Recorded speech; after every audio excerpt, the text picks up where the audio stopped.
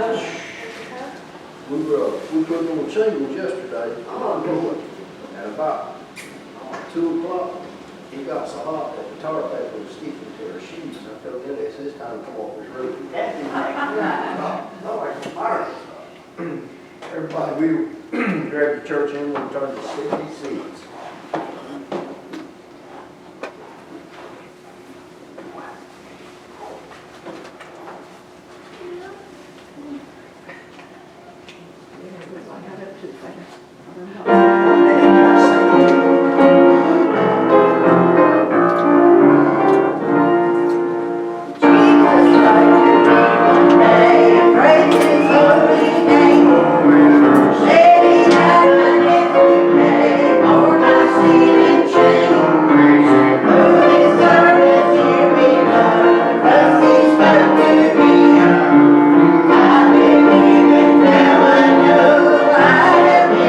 Free.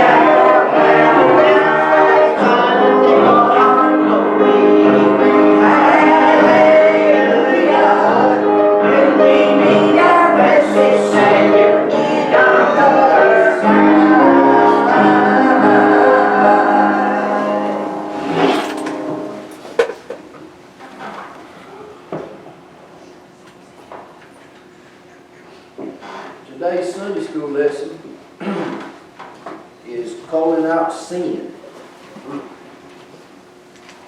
Everything you read up in here tells you, we're going to start with Matthew chapter 7, verses 1 through 5. So do not judge others, and you will not be judged. For you will be treated as you treat others. The standard you use to judge is the standard at which you will be judged. And why worry about speck in a friend's eyes when you have a log in your own? How can you think of saying to your friend, let me help you get rid of that speck in your eye, when you can't see past the log that's in your own? And it says in Matthew 18, verses 15 through 17, it tells you, it explains to you how you need to handle sin. The first tells you that you need to make sure that you're not sinning the same way this other person. These verses right here tells you how to handle what you need to handle through sin. If another believer sins against you, go privately and point out the offense. I'm going to stop right here for just a second. The key to that right here is go private.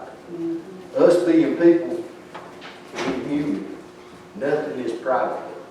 If somebody sins against us, first thing we're going to do is go tell somebody, can you believe what he done to me? And you spread that rumor. That's where rumors start. Can you believe what he did? Instead of going and sitting and talking with that person, and as humans, we're worse in the world. Instead of going and speaking to that person and trying to work things out, we have to spread that rumor. We have to gossip. That's where gossip starts, right there.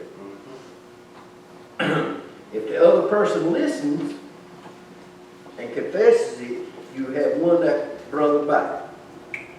But if you are unsuccessful, take one or two others and go back again, so that anything you say may be confirmed by 2 or 3 witnesses. And we don't do that. We don't ask somebody to go near this, to talk with this person. We still spread that rumor. And you believe I went and tried to talk to him and he wouldn't have nothing to do with it. He did this right here to me and he will not talk to me about it. You take people back with you. You have to bury your pride and ask somebody to go help you. And that's another part of being human. It's the worst thing in the world to ask for help. Same time. You don't want to ask. If that person still refuses to listen, take your case to the church. Then if he or she won't accept the church's decision, treat that person as a tax collector. So, in other words, try to work your problems out. Take somebody with you, go sit down and talk to this person. If that don't work, take a couple of people with you. If not, take it to the church. Take it to the church. See what works out for you. It's okay to air your problems out with the church. That's what a lot of people don't do. And it says in Galatians 6, verse 1, dear brothers and sisters, if another believer is overcome by some sin, you go as you who are godly should humbly help that person back onto the right path. And be careful not to fall into the same temptation yourself. Share each other's burdens, and in this way obey the law of Christ. So in other words, if you see something, it's okay to call out somebody's sin. Go to that person and talk with them. If you don't understand how to talk to that person, you don't know how to handle that situation, I promise you there is an answer right here. This right here is a guideline to life. I don't care what you say. You follow this right here, it will put you on the right path. It will tell you how to resolve your problems. It will tell you how to handle any situation you come across with another person. If if you sit down and pray on it, God will put you on the path you need to be on. There you go. I promise you, it's in this book. Yeah. I've yet to find an answer to a question that's not in this right here. If you sit down and pray on it and study on it, it'll put you in the right path. So we just need, as humans, to quit gossiping. It's okay to call out sin. If you call somebody out, hey, what you're doing is not right. It don't take a lot to call somebody out when you see them sinning. And so, as Christians, that's what we're supposed to do. If you see somebody that's on the wrong path, all you gotta say, man, that ain't right. And that's that little seed that you planted in his head right here. That, hey, no, I'm not doing right. I need to turn my path around a little bit. It doesn't take a lot, just call it out. But if everybody will grab your hymn, we'll turn to